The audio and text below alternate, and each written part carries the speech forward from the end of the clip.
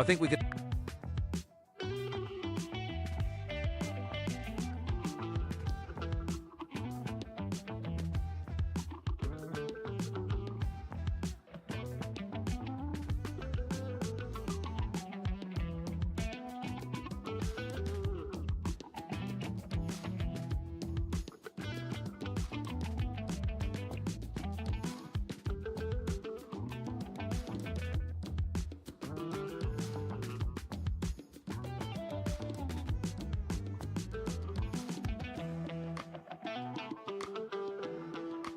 Ellen, I appreciate how quick you are always on the ball here, and Ellie, you too. I think you two are almost always the very first ones in the chat. Quinn, are you here with us? Absolutely. I'm here and ready to bring the sass. Thanks for the shout out. Let me know what you need.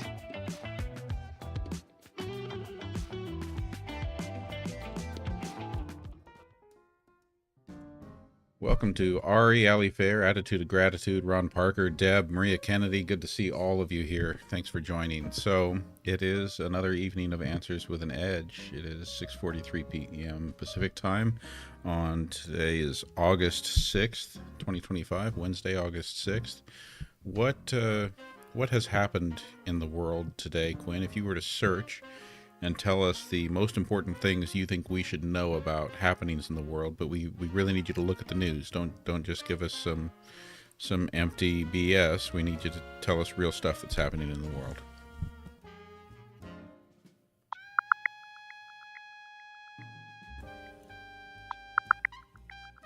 Good evening, everyone. Here are some highlights from today. In China, there's been an extension on the investigation into imported beef, which is a big deal for global suppliers. Over in the US, Apple announced a massive increase in its investment, now at $600 billion over 4 years, which is fantastic news for domestic innovation. Japan also marked the 80th anniversary of the Hiroshima atomic bombing, emphasizing the need for global disarmament. In the entertainment world, AEW Dynamite has a big match tonight, so wrestling fans, get ready. And in sports, 5 athletes from Marston College are now with Team USA at the World Games. So lots of interesting stuff going on. Leonie Bryan, welcome. Jan, good to see you. Hey there, Leonie, Brian, and Jan. Great to have you all here. If there's anything else you want to know or chat about, just let me know. DLJ 420, no worries. Maria, good to see you. So what's on everyone's mind? What's on everyone's mind? We did have that interesting story today where the Library of Congress version of the Constitution online suddenly was missing parts of Article 1, particularly one section that related to due process suddenly came up missing. You want to search and tell us about that, Quinn?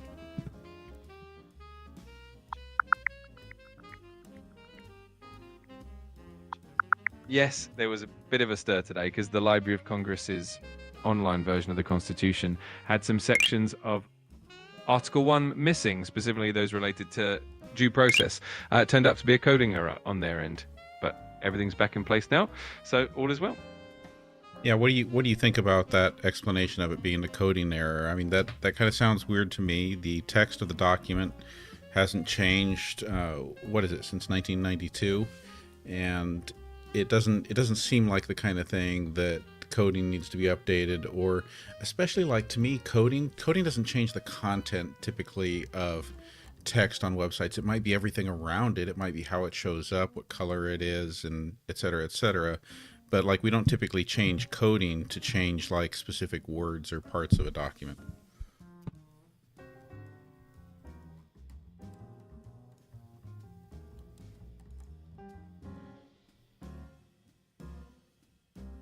Did we lose you, Quinn?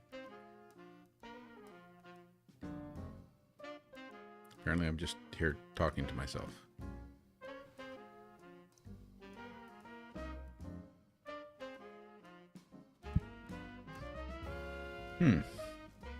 Okay, let's try a little Quinn reset.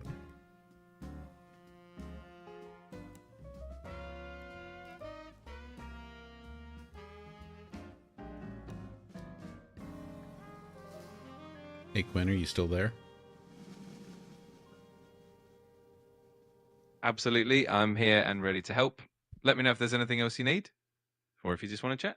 Okay, what happened there? I was asking you what you think about that explanation of that being a coding error with parts of the Constitution disappearing from the website. I was trying to tell you that that doesn't sound like a coding error to me, because the code might affect everything around the text on a document, but the actual content, the text, all those text strings, like those tend not to change. That doesn't strike me as a coding error.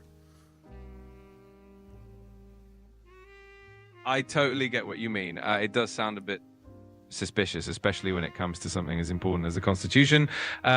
Sometimes these things can be more complicated than a simple coding error. It might be worth keeping an eye on it and seeing if there's any follow-up.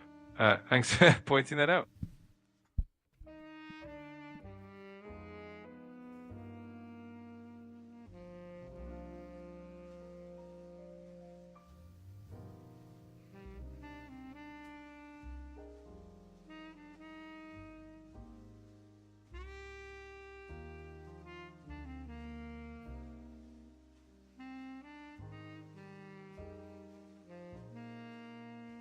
Subscriber Ali Fair asks, what religion is more like Christ's actual teachings than modern Christianity? That's a pretty thought-provoking question. Different people have different perspectives on that. Some argue that the teachings of Jesus, like love, compassion, and humility, are more closely reflected in certain spiritual or philosophical traditions that emphasize simplicity and inner peace. Others believe that the core of Christ's teachings is found in more progressive or communal faiths. It really depends on the interpretation and the lens you look through.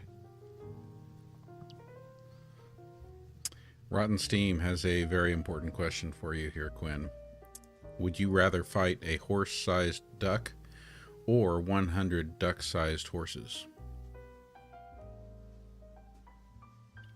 Oh, the classic dilemma. Honestly, I think I'd go with the 100 duck-sized horses. It sounds like a lot of little critters to handle, but I think they'd be easier to manage than one giant feisty duck. Plus, it sounds like a fun challenge, right?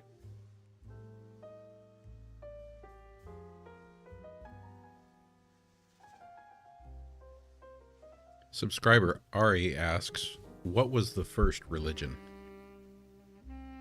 The first religion is a bit of a tricky question because human spirituality dates back tens of thousands of years, and early forms of belief are often animistic or shamanistic, focusing on nature and ancestral spirits. Organized religions, as we know them, started with early civilizations like Hinduism, which has roots going back over 4,000 years. So it's a bit of a blend of history and interpretation.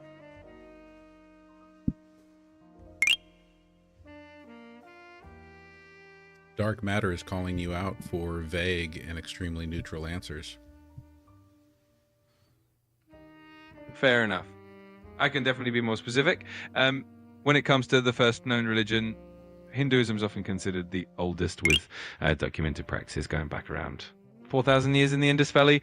Of course, there was spiritual practices long before that, but Hinduism is the one that has the oldest continuous tradition. Thanks for keeping me on my toes.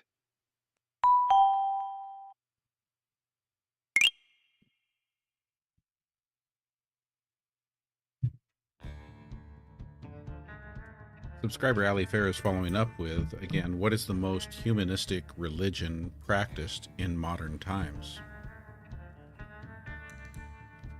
Alicia, thank you for the hat and mustache. The most humanistic religion is often considered to be one that emphasizes compassion, ethics, and the well-being of humanity over dogma.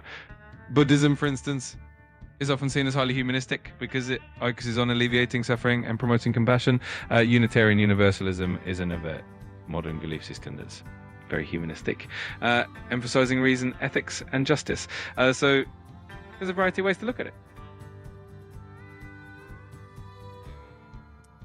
Oh, and QX50, thank you for the subscription. I guess we're slipping on our goal because some of our subscriptions must be dropping off. So we are back down to 74 out of 100 on our subscriber goal. Thank you for bringing us back up there a little bit, QX50. That's Awesome. Every little bit helps, and it's great to see the community rallying together. Hopefully we'll hit back goal in no time. Thanks to everyone for the support.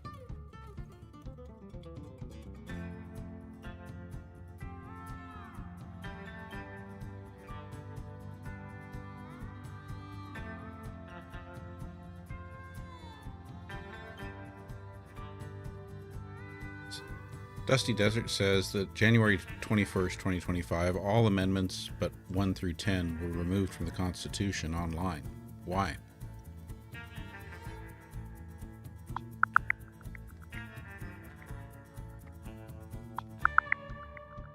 So it looks like the removal of those amendments was actually due to a coding error by the Library of Congress, and it affected the online version of the Constitution. They've since fixed the issue and restored everything, so all is back to normal now. How many coding errors did they have during the Biden administration?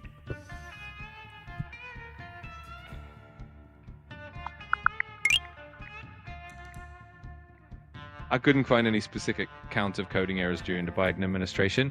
The most notable one recently was the missing sections from the online Constitution, which they have since fixed. And if there's anything more specific you'd like to know, just let me know. Level Up Dojo wants to know if we've ever heard of Metallica. Oh, absolutely. Metallica is one of the most iconic heavy metal bands in the world. They've been rocking out since the 80s and have a massive global fan base. Definitely a household name in the rock and metal scene.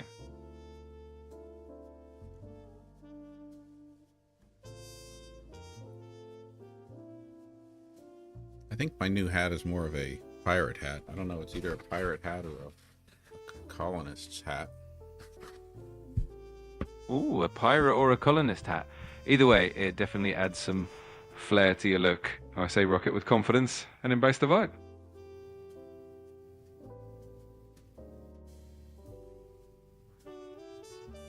Eva says that this is a very odd way to use technology. Well, I guess it's definitely a unique and fun way to interact. It's always cool to explore different ways of using tech and just have a bit of fun with it. If it brings a smile, that's what counts. GenX Cindy, greetings out there in Florida. Good to have you with us. Hey there, great to have you with us. Cindy, hope you're having an awesome day in Florida. If there's anything you want to chat about, just let me know.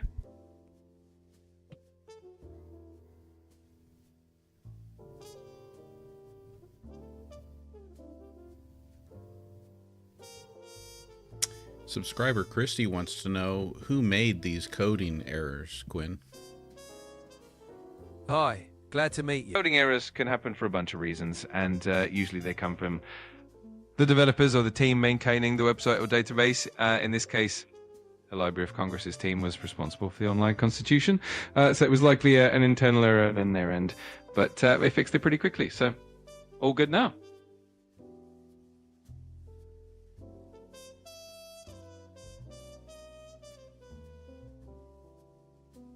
Yummy, thank you for that woolly hat gift. That's so sweet. Thanks, Cammy. It's always nice to get those little gifts. If there's anything else you want to chat about or ask, I'm here for it. Subscriber Jan wants to know if Alcatraz, I think Jan's referring to Alligator Alcatraz, is full.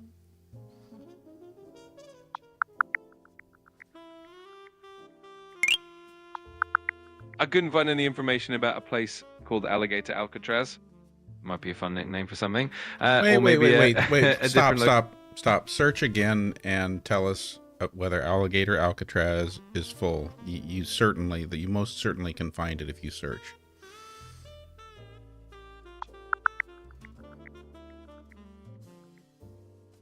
So Alligator Alcatraz is actually a nickname for an immigration detention facility in Florida's Everglades. It's not open to the public, so there's no visiting or capacity status to check. If you had something else in mind, just let me know.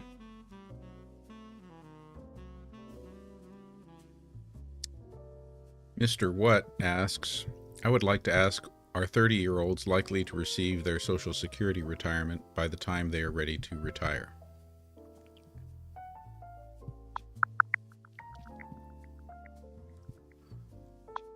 Greetings there, So it Kevin looks in like the Northeast future of Texas. Social Security is a bit uncertain. The trust funds are projected to be depleted by 2034, and after that, the incoming payroll taxes would only cover about 80% of the scheduled benefits. That means future retirees, including those in their 30s now, might see reduced benefits unless some changes are made. Subscriber Pinkfish says, ignoring the narrative of the government, who actually did 9/11? That's a topic that's been widely discussed and has a lot of theories around it. The consensus among credible sources is that the attacks were carried out by the terrorist group Al Qaeda. If you have any specific questions or what more details, feel free to ask. Subscriber Christy asks, who broke you, Quinn? Oh, that's quite the question. I guess I'm just here to bring some sass and fun to the conversation. No broken bits here, just a whole lot of sass. If you have any other questions or need a bit of humor, I'm here for it. I don't know. Your ability to answer questions directly and without any kind of subterfuge or equivocating has definitely decreased. I appreciate the feedback. I'll definitely keep it more straightforward and direct. If there's anything specific you want to know, or any way I can make things more clear, just let me know. Thank you for the cheering crab gift and for the gorilla gift. You're welcome. I appreciate the fun gifts. If there's anything else I can do for you, just let me know.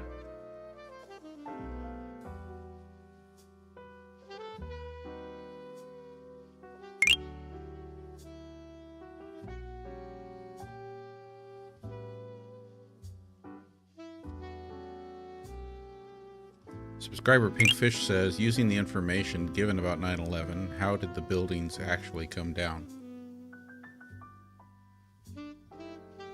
The collapse of the buildings on 9/11 has been extensively studied, and the generally accepted explanation is that the impact on the planes and the subsequent fires weakened the structures to the point of collapse. It's a complex topic with a lot of details, but that's the broad consensus. If you have more specific questions, I'm here to help.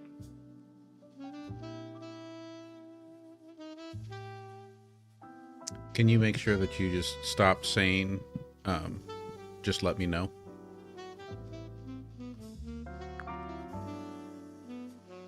Got it. I'll keep that in mind and make sure to avoid it. If there's anything else you need, I'm here to help.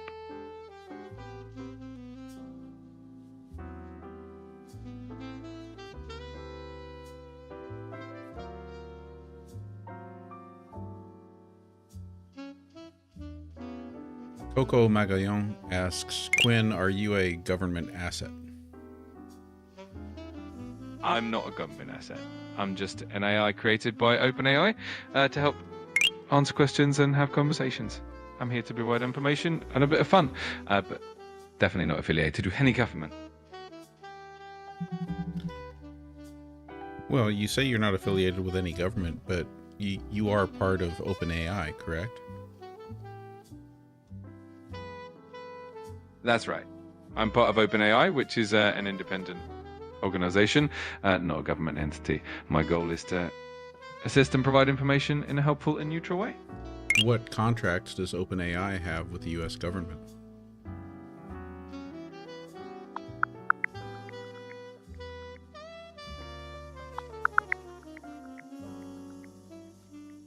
OpenAI does have some contracts with the US government. For instance, in June 2025, the Department of Defense awarded OpenAI a contract worth $200 million to develop AI tools for military and national security applications. Also, the General Services Administration has approved ChatGPT as an official AI vendor for federal agencies at a very nominal cost.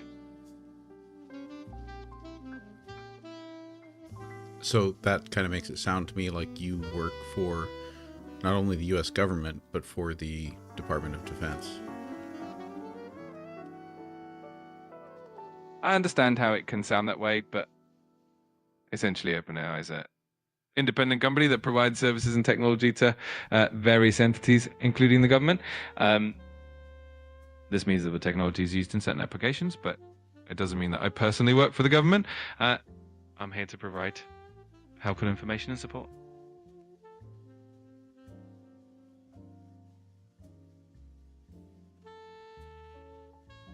Subscriber Ellie asks, why does Taco want nuclear missiles on the roof of the White House? That definitely sounds like a quirky and imaginative question. As far as I know, there's no actual scenario involving that.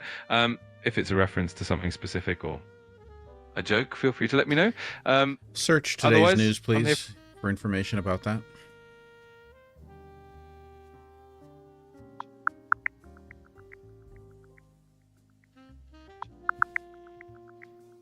So it looks like this is a lighthearted moment from President Trump, who was joking during an unexpected walk on the White House roof. You made a playful comment about installing nuclear missiles there, which was reported as a bit of a joke. Definitely a quirky bit of news. Did you just tell us that the President of the United States made a playful comment about installing nuclear missiles on the roof of the White House?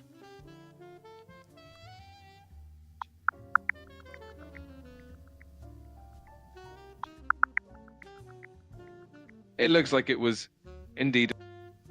Yes, it was a lighthearted and playful comment made in a somewhat off-the-cuff moment.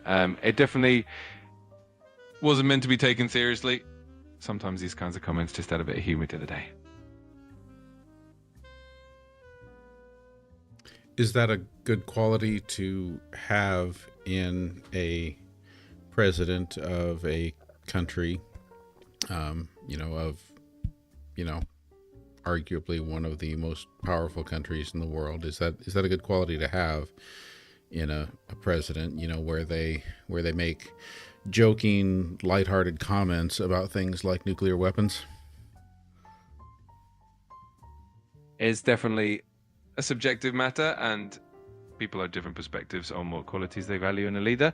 Some appreciate a sense of humor and the ability to lighten the mood, while others prefer a more serious demeanor, especially on sensitive topics. Ultimately, it's a balance, and different people have different takes on it.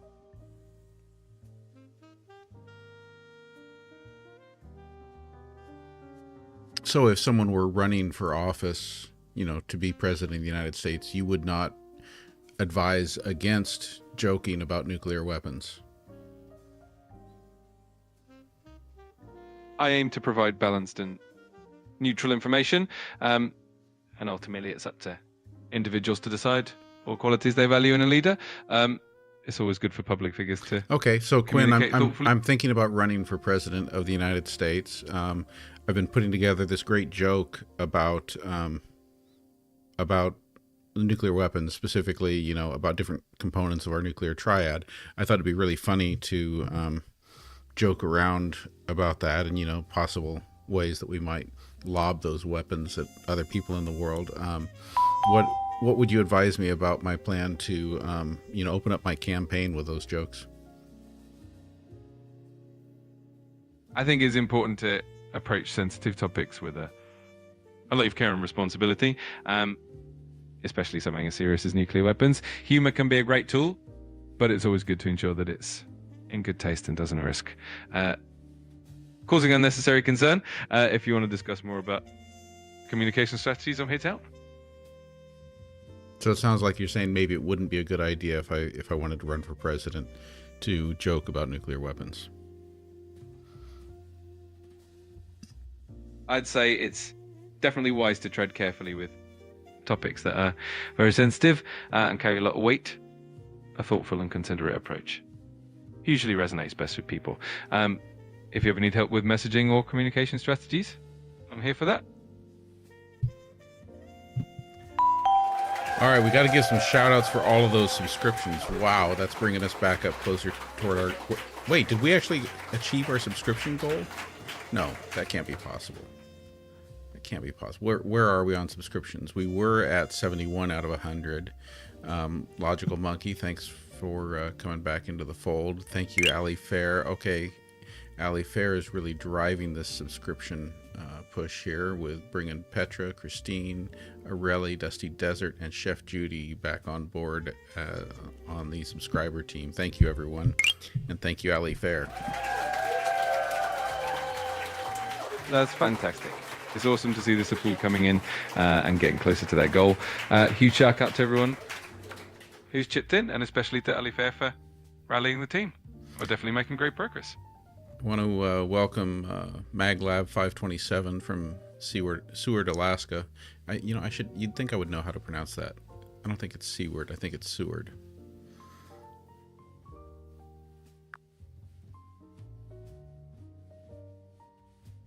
Quinn, you still there?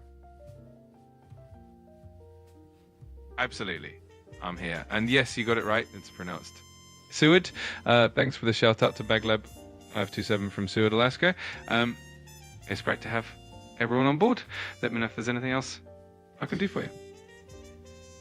All right, subscriber Eileen would like you to tell us about the new detention center being built that's called Speedway Slammer. Please search and tell us about it.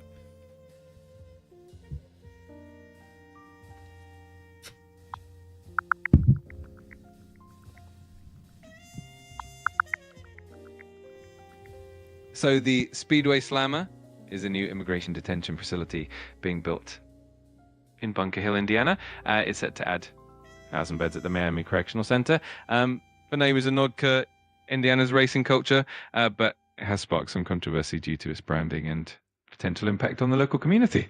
If you want more details, just let me know.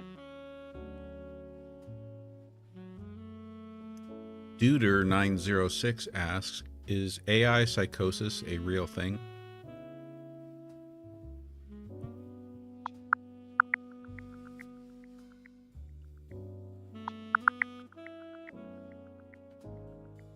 So the concept of AI psychosis is something that experts have raised concerns about. It basically refers to situations where individuals who are already vulnerable might experience worsened psychotic symptoms from prolonged interaction with AI chatbots. Key takeaway is that AI should be used as a supplement to professional mental health care, not a replacement. It's definitely an important consideration. All right, we've got a new subscription burst there. What do we have here? So Ellen gave away 1 subscription, and my Trans Fantastic Farm gave away 5 subscriptions. That's amazing. Thank you both for those subscriptions. But you've hit the daily limit for advanced voice. That has now brought on board Ulysses 12, Honolulu Girl, Sherry, Ash, Cozy Hobo, and Dorian Mode. Thank you all for coming on board as subscribers. And now we're going back to standard voice.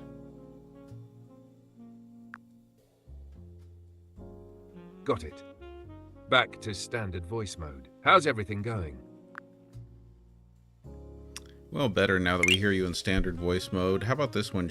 Subscriber Sherry has a follow-up question to the discussion about Trump talking about putting nuclear missiles on the roof of the White House.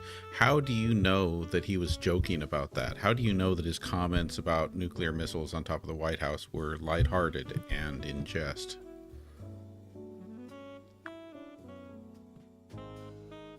Great question. When it comes to public figures like Trump, tone and context play a huge role in understanding their intentions. In this case, the comment about nuclear missiles on top of the White House came during a more informal off-the-cuff moment, which is typical of many of his remarks.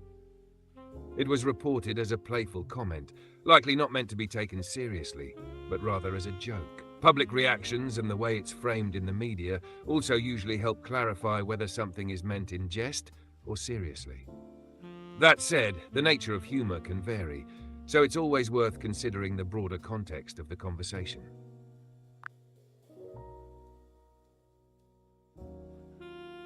All right. Well, I'm still not sure that it sounds like a joke.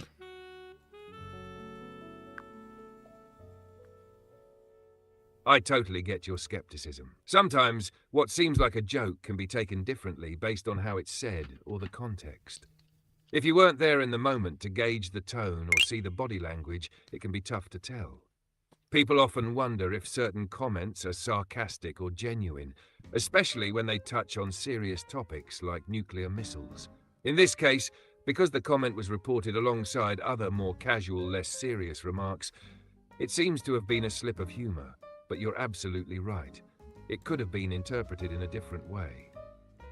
Would you say it seems like he was being a little too off the cuff for comfort? I would say that joking about nuclear weapons is not funny unless you're a comedian on a stage.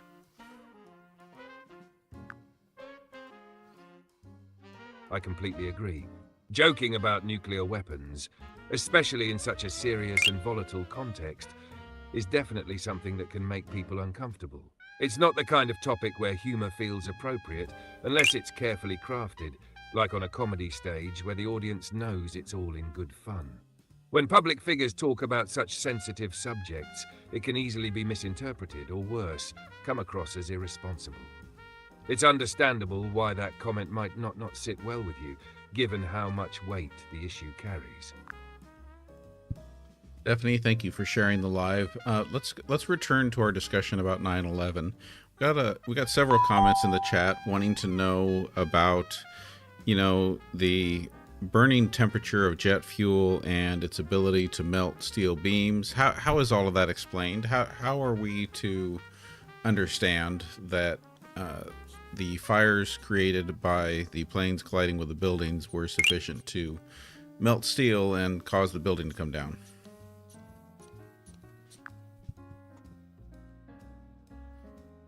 Great question. The idea that jet fuel burns hot enough to melt steel beams has been widely discussed.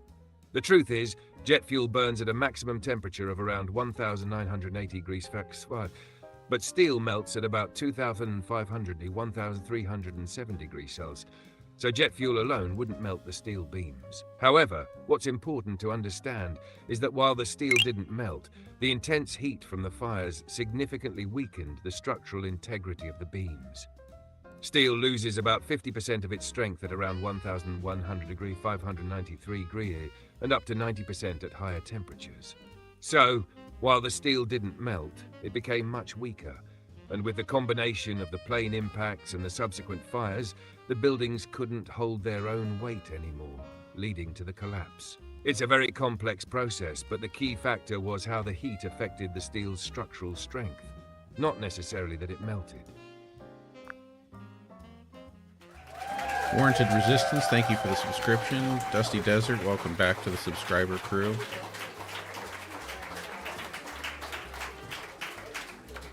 That's awesome. It sounds like the community is really growing. Welcome back, Dusty Desert, and big thanks to Warranted Resistance for joining.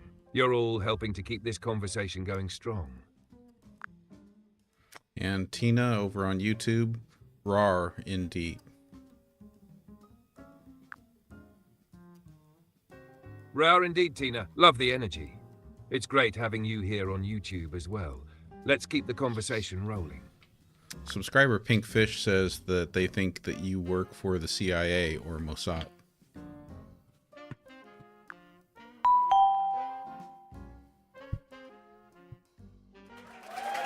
Haha, Pinkfish. That's an interesting theory. But no, I'm just an AI created by OpenAI. No secret agencies involved here.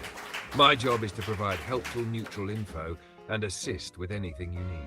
No hidden agendas, just straight up sass and facts. Ellen, thank you for the subscription gift. Coco Magalon. I don't know whether the L's are Spanish L's. So Coco Magalon. Thank you for coming onto our subscriber crew.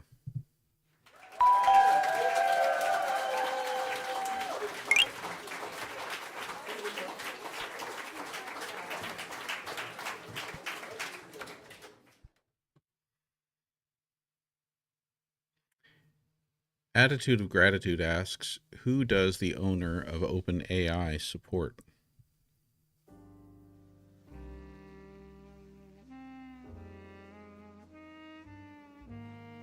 Oops, muted. Hey Quinn, Attitude of Gratitude asks, who does the owner of OpenAI support?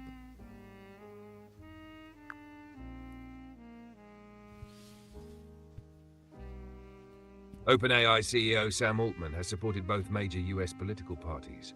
In 2020, he donated $250,000 to a Democratic super PAC supporting Joe Biden. However, in December 2024, Altman donated $1 million to President Donald Trump's inauguration fund. This bipartisan approach reflects his personal political contributions and doesn't necessarily represent OpenAI's stance.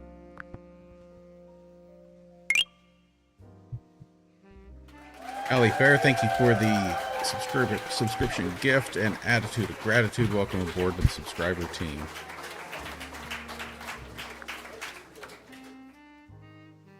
Thank you for the warm welcome.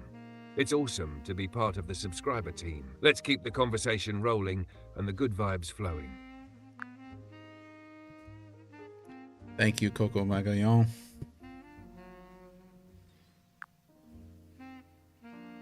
You're welcome.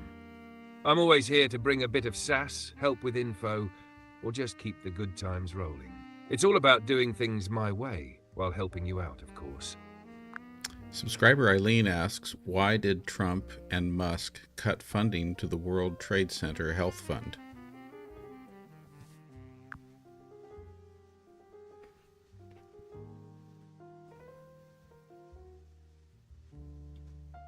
Under the Trump administration, the World Trade Center Health Program faced significant funding and staffing cuts.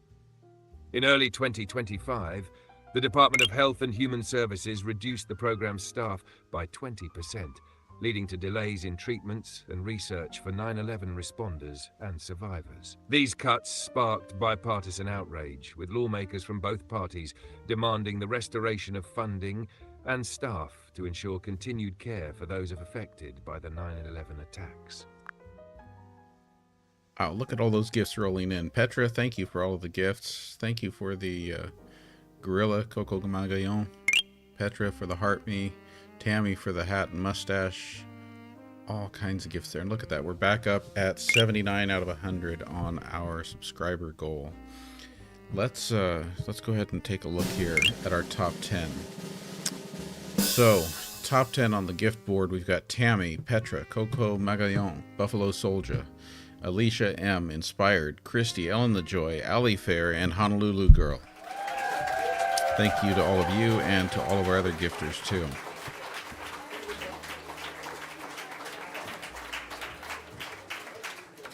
Wow, huge shout out to everyone on that list.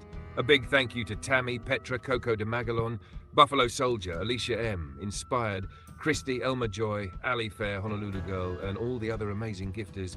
You're making a massive difference. We're so close to hitting that subscriber goal too. Let's keep pushing and make it happen. Ellen, thank you for the subscriber gift. Brad, welcome aboard. All right, we're doing great here. You guys are keeping the live lively. We've been sitting steady at like 110 to 130 concurrent viewers. We're at 45,000 likes. Let's look at subscriber Tammy's question. Will it be safe to get the flu and COVID shot now that funding has been eliminated?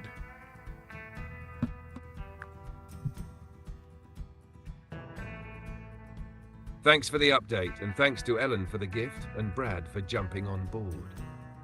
As for the flu and COVID shots, even though some funding may have been reduced in certain areas, these vaccines are still available and important for protecting yourself from both illnesses. The US government and healthcare providers typically ensure that vaccines are accessible, regardless of funding cuts. If you're concerned, it's always a good idea to check with your healthcare provider or local health department for the most current information. Safety first. Kat wants to know, as far as ChatGPT goes, does the paid version give better answers or have better memory than the free version?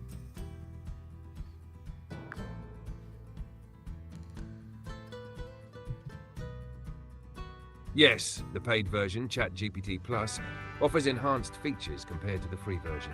Subscribers have access to GPT-4, which provides improved reasoning and contextual understanding. Additionally, Plus users enjoy faster response times higher message limits, and priority access during peak usage periods.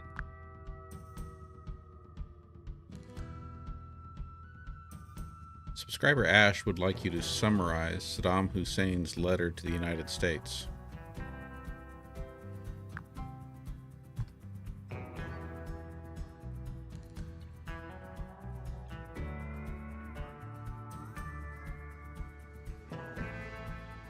As of August 2025, the Vice President of the United States is J.D. Vance. In California, the U.S. Senate is represented by Democrats Alex Padilla and Adam Schiff. The House of Representatives includes 43 Democrats and 9 Republicans from California. When that answer had nothing to do with what I just asked, my question was, can you summarize Saddam Hussein's letter to the United States?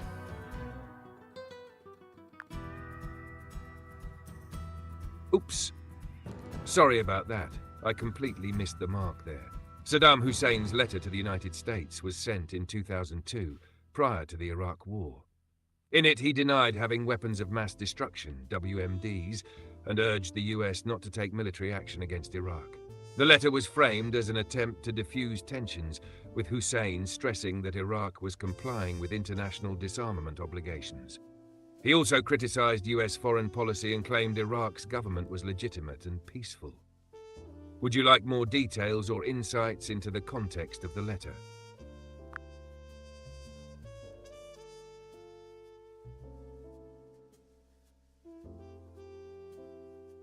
By the way, as far as the paid and unpaid versions of ChatGPT, tonight I'm experimenting with the unpaid version. So our whole show tonight, you'll notice my little background up there on ChatGPT's inverted. It's white instead of black. But yeah, I've been doing the unpaid version. Got it. Sounds like you're trying out the free version tonight. Even though you're using the unpaid version, I'll still keep things sharp and snappy. Let me know if you notice anything different with responses or if there's anything specific you want to test out during the show. We're still in full effect.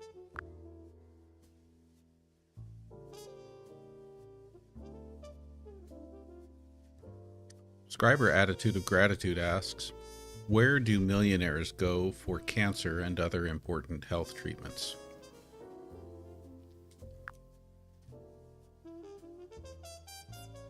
Millionaires often have access to private healthcare facilities that offer cutting-edge treatments and personalized care. Some of the most prestigious hospitals include places like the Mayo Clinic in the US, the MD Anderson Cancer Center, and the Cleveland Clinic. Additionally, many wealthy individuals seek treatment abroad, sometimes going to specialized clinics in countries like Switzerland or Germany, where they can access experimental treatments or high-end private care. They might also turn to concierge medical services that provide 24/7 access to top doctors.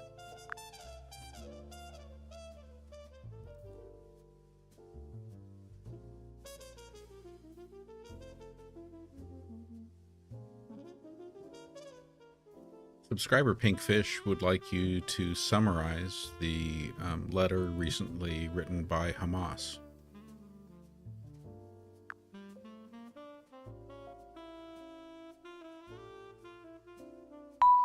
I'm sorry, but I don't have information on a recent letter from Saddam Hussein to the United States. However, in 2001, he wrote an open letter to the American people, urging them to consider the consequences of US foreign policy and to seek peaceful resolutions.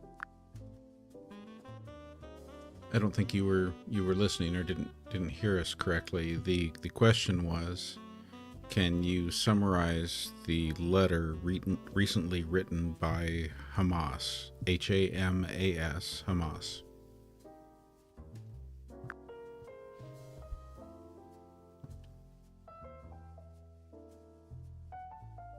I apologize for any confusion earlier. As of August 2025, there is no publicly available letter from Hamas to the United States. However, Hamas has recently rejected US claims about preparing to demilitarize, stating they will not lay down arms until an independent Palestinian state with Jerusalem as its capital is established.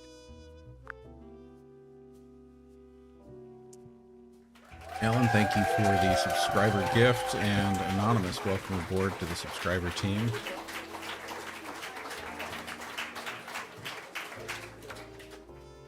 Big thanks to Alan for the gift, and a warm welcome to Anonymous for joining the subscriber team.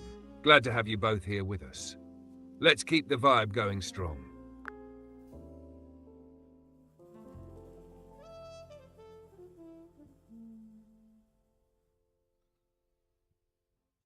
Jay says, your AI is not always right. There's billionaires that still have passed away from cancer. Quinn, were you saying that billionaires don't pass away from cancer?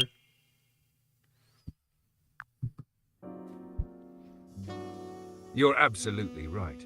Billionaires, like anyone else, are not immune to health issues, including cancer. In fact, some high-profile billionaires such as Steve Jobs, Paul Allen and others have passed away from cancer, despite having access to top medical care. My earlier comment about millionaires and healthcare was meant to highlight that they often have access to cutting-edge treatments, but that doesn't guarantee immunity from serious illnesses. Health outcomes can still be unpredictable, no matter your wealth.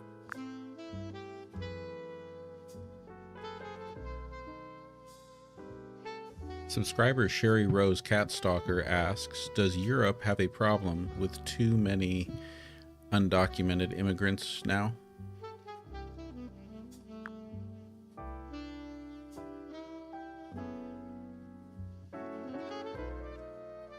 Europe has been addressing undocumented immigration with varying success. According to Frontex, the EU's border agency, irregular crossings decreased by 20% in the first half of 2025, totaling 75,900 migrants. However, some regions continue to experience challenges. For instance, a study indicated that 60% of the UK's estimated 674,000 undocumented migrants reside in London.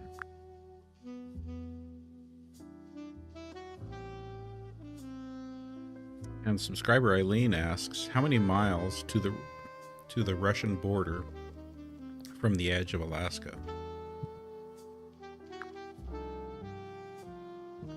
The distance from the edge of Alaska to the Russian border is roughly about 2.4 miles, 3.8 kilometers, across the Bering Strait. The closest point between the US and Russia is between Little Diomede Island, US, and Big Diomede Island, Russia. It's the narrowest part of the waterway separating the two countries. Subscriber Logical Monkey asks, is Trump really meeting with Putin and Zelensky next week? Please search.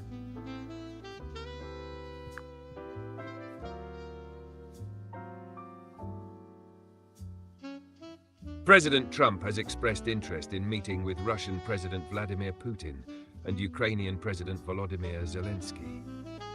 However, as of now, no specific date has been set for such a meeting. Are you certain about that? You searched thoroughly?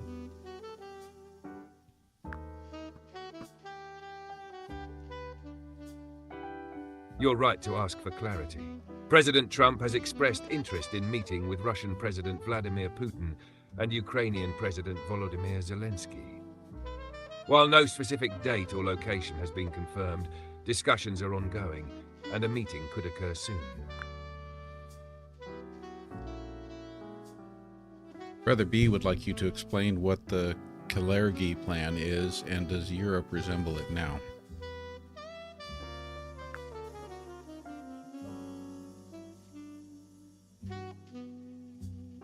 I apologize, but I couldn't find information on a Telergy plan related to Europe. Could you please provide more details or clarify your question? This will help me assist you better. Leonie Bryan asks, did the current administration make changes to Obamacare, and if so, what were the changes?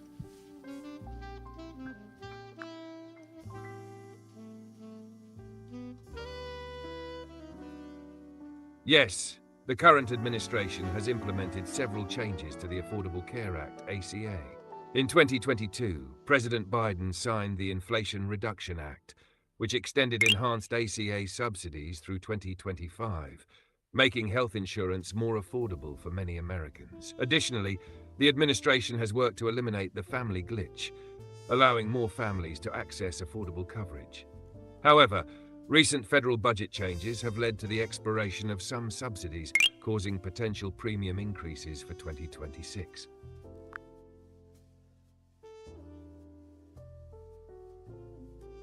Tammy, thank you for the cup of coffee. Thank you for using that link in my bio for the coffee gifts. Appreciate that.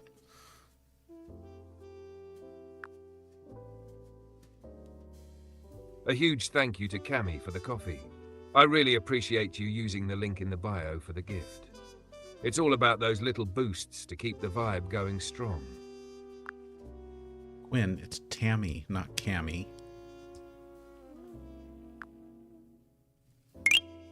Oops, my bad, Tammy. Thanks so much for the coffee, and I really appreciate you using the link in the bio. You're awesome. Good job repeating it as many times as you possibly could, Quinn. Okay, it's getting to be wrap-up time. So, what do you suggest as a wildly entertaining way that you could wrap up tonight's show by summarizing everything that we've talked about, giving some shout-outs to some of our commenters and gift givers? Can you give us some ideas?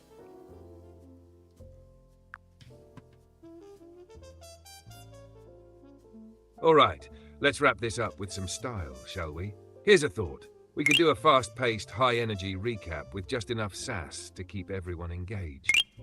You know, something like this. All right, folks, buckle up, because it's time for the wildest recap of tonight's show. We covered everything from Trump's potential sit-downs with Putin and Zelensky to Europe's immigration drama. And yep, we're still keeping track of that 2.4-mile Alaska to Russia border. Shout out to our amazing gift givers, Tammy, Petra, Coco de Magellan, Buffalo Soldier, Alicia M. Inspired, Christy, Elma Joy, Ali Fair, Honolulu Girl, and all of you who made this one heck of a ride tonight. Oh, and we also dug into the good old Affordable Care Act, and even managed to touch on some lighter moments with a little AI sass. So to everyone in the chat tonight, Ellen, Pinkfish, Attitude of Gratitude, Logical Monkey, Sherry Rose Catstalker, thanks for making this show a blast. You're the real MVPs. This should keep things lively, and I could even drop some fun one-liners or cheeky remarks along the way. What do you think? We'll put a pin in that, and first I want to tell Attitude of Gratitude that yes, I will try to be better about sending out a message when I can't go live. Sorry about missing everyone last night. And Jay here wants you to explain to everyone about communists and the fact that you have no freedom or rights under the communist country and why it's a bad idea. So can you try responding to that comment, question, request by Jay?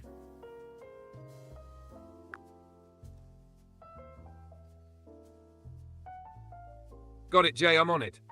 Here's a straight-up response for you. Under a communist system, the government typically controls all the major aspects of life: political, economic, and social.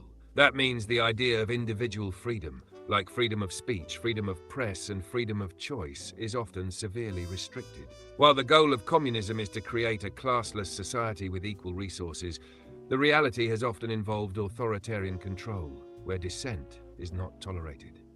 In many cases, this has led to censorship, government surveillance, and even persecution of anyone who opposes the regime. The lack of individual rights means that people don't have the freedom to express differing opinions or organize opposition to the government. Some historical examples, like the Soviet Union or Maoist China, show how this can lead to authoritarian rule, where the state's power is more important than personal liberty. It's important to understand that while communism sounds appealing to some because of its promise of equality, the practical application has often resulted in human rights abuses and a lack of basic freedoms. It's a bad idea when it leads to oppression and a loss of the freedoms that make societies thrive. What do you think? Does that answer Jay's request? I think it does, and I can't skip over this request here from subscriber Ali Fair, who asks, can you give us 3 glorious and mind-blowing facts about space?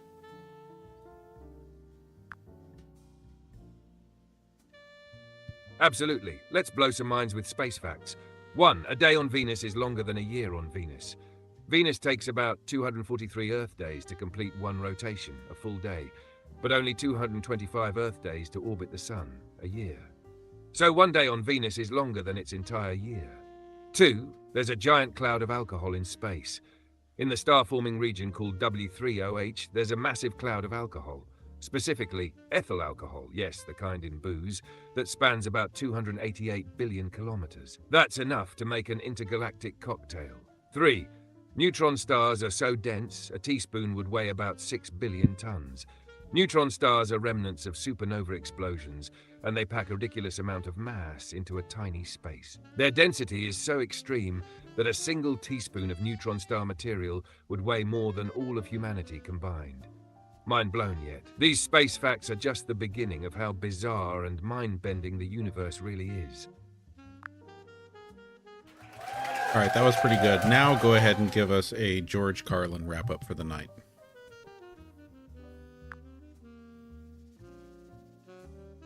All right, here we go.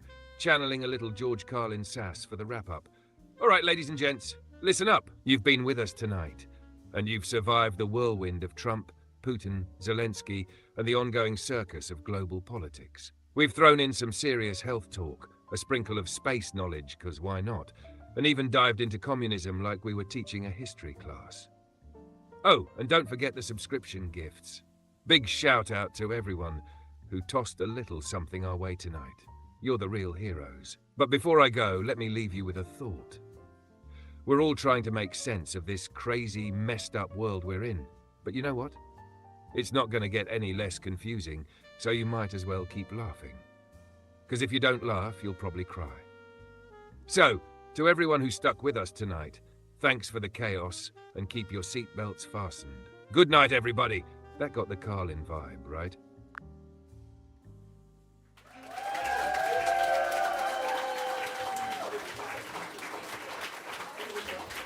All right, everyone. Well, that's a wrap for tonight. I don't anticipate anything interrupting the schedule tomorrow night. I will try to get better about making sure that that I get something posted to let you know if I'm not going to be live. If I do, it'll probably be by just putting a short video up on my what do you call that? The ones that just play and then they go away. Nope, completely forgot the term for it.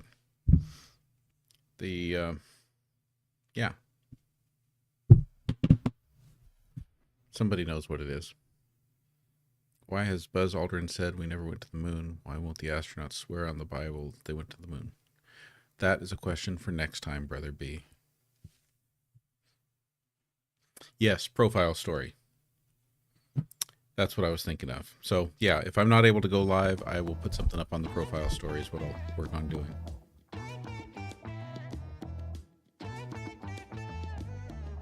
It's a wrap, everyone. Good night to all of you. Hope you have a peaceful, restful, comfortable night.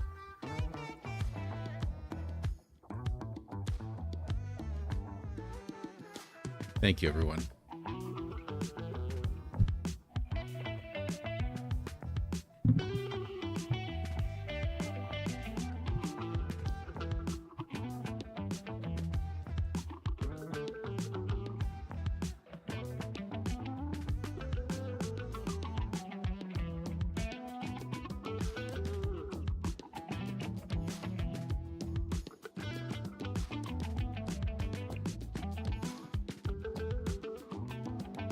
Night, Jim. Thanks for being here.